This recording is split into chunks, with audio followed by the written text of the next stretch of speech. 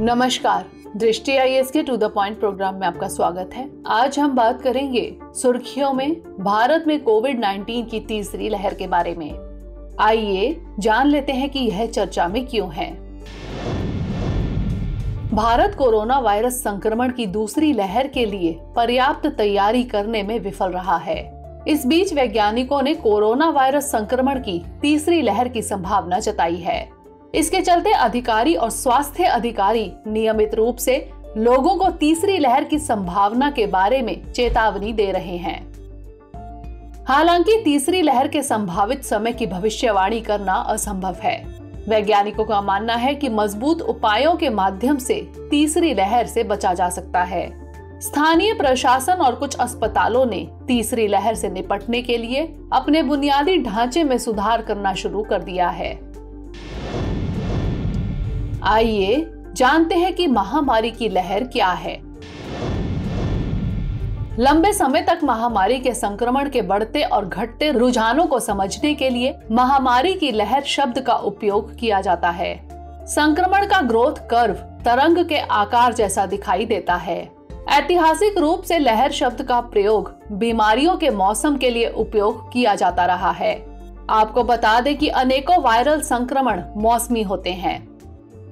ये वायरल संक्रमण निश्चित समय अंतराल के बाद पुनरावृत्ति करते हैं। इस पुनरावृत्ति में संक्रमण बढ़ता है और फिर कम होता है। कुछ समय बाद फिर से बढ़ने लगता है।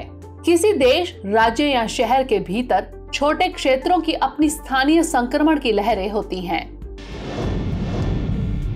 चलिए अब जान लेते हैं कोविड-19 की तीसरी लहर के बारे में। वर्तमान में कोविड-19 की तीसरी लहर की संभावना चर्चा का विषय बनी हुई है।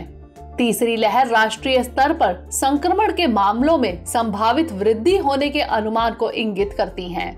राष्ट्रीय स्तर पर संक्रमण गिरावट के चरण में प्रवेश कर चुका है। 6 मई को संक्रमण चरम पर पहुंच गया था।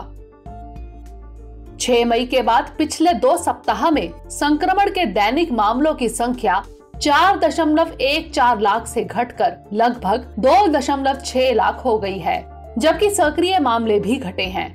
यदि संक्रमण का मौजूदा ट्रेंड जारी रहा तो जुलाई तक भारत में संक्रमण के मामलों की संख्या फरवरी में मामलों की संख्या के समान स्तर पर पहुंच जाएंगी।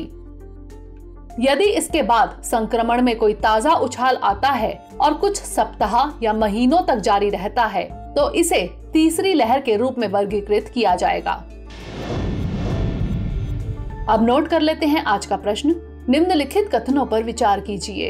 पहला, लंबे समय तक महामारी के संक्रमण के बढ़ते और घटते रुझानों को समझने के लिए महामारी की लहर शब्द का उपयोग किया जाता है। दूसरा, संक्रमण का ग्रोथ कर्व तरंग के आकार जैसा दिखाई देता है। तीसरा, वायरल संक्रमण की पुनरावृत्ति नहीं होती है।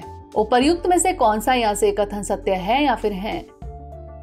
ए केवल 1, बी केवल 1 और 2, सी केवल 2 और 3 या फिर डी 1, 2 और 3। इसका उत्तर हमें कमेंट सेक्शन में जरूर भेजिएगा। अगले सेशन में किसी नए टॉपिक के साथ मिलेंगे। तब तक के लिए धन्यवाद।